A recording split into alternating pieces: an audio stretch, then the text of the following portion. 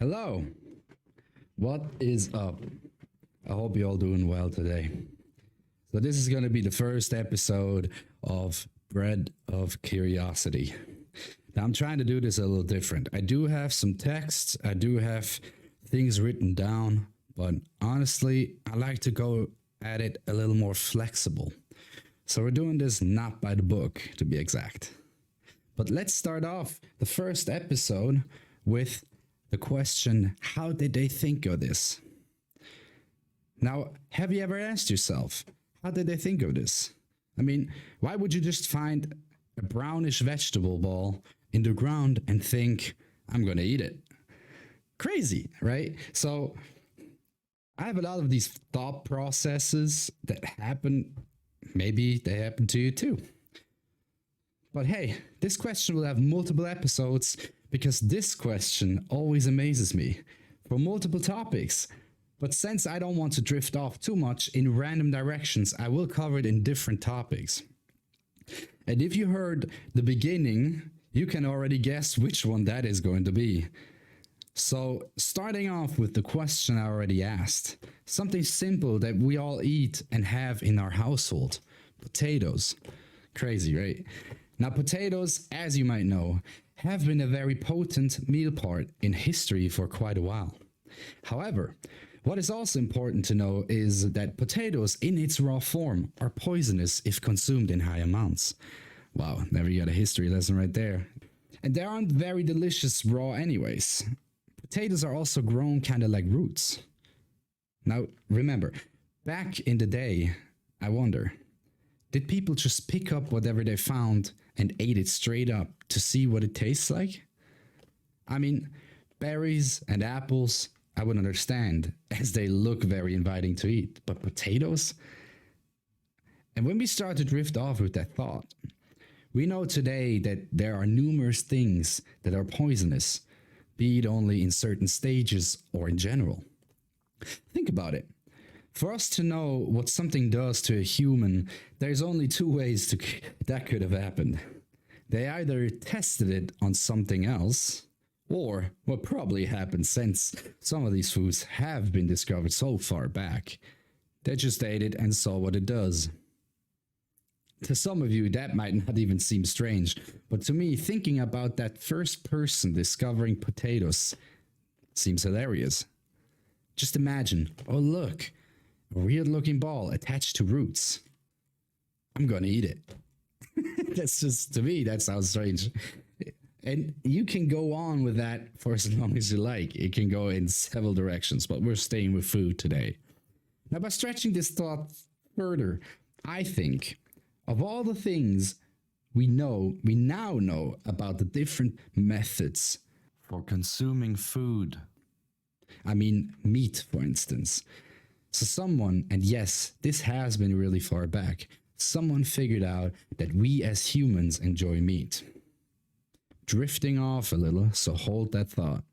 We eat meat today mostly by cooking it, so now I'm throwing in something else. We're going back ages. Fire. Fire has been something we humans use for ages, and I mean ages. Now, if you think of our episode's question, I would say they probably didn't think of fire themselves, rather they saw it somewhere where it was created naturally, and that's where they first got the idea of fire. But then again, think of how you actually create a fire today. Have you ever watched a survival video where someone created a nice fire from nothing? Pretty difficult, and also requires a lot of time. What gets my brain wheels going is the process and tools which you need to create fire. Asking again today's question, how did they think of that? Let's think of a couple of ways they could have seen fire being created. Lightning hit somewhere and the fire started from it. The grass was dry and the heat was high, so it started a bushfire. None of these ways gives someone the idea to use a stone, let alone a firestone, to carve against a rough surface to create sparks. Sparks which you can drop on dry grass to then start a fire off. Now I know you would already say that they discovered these methods probably separately and put them together.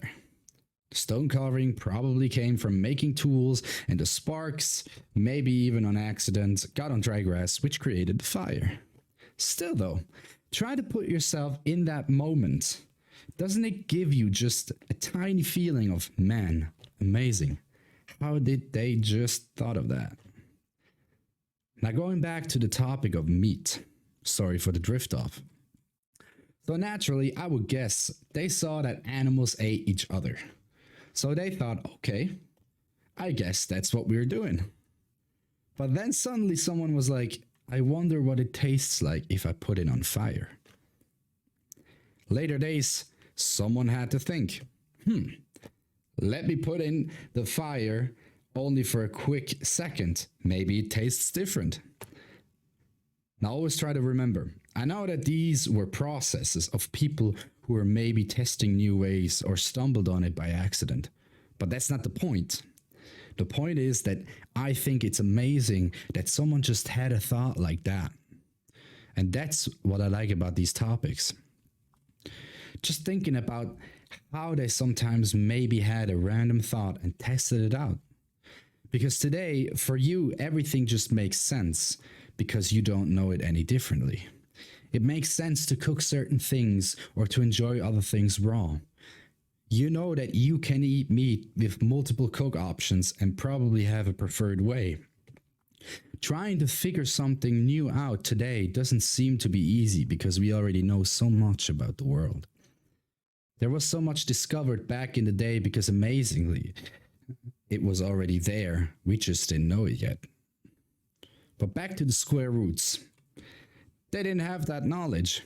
So somewhere along the way, there must have been multiple people getting poisoned because they wanted to try mushrooms, which they saw in the woods, or they thought, oh, I tried a fish once, so let's try that blown up fish over there.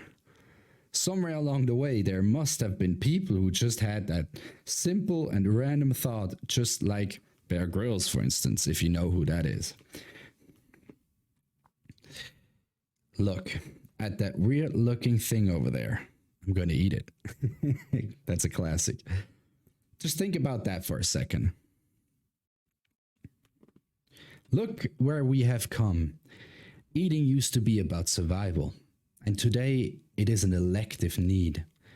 We evolved food to so much more than just fulfilling a basic human need, into something to enjoy, something to think about, a happening to keep in our memories. If you are a person that needs food just for the sake of needing it, don't worry. You might enjoy something else more, maybe even something I talk about in another episode. But still, try to immerse yourself into the question, how did they think of this? You might be amazed on where your mind drifts off to. Have a nice night, guys.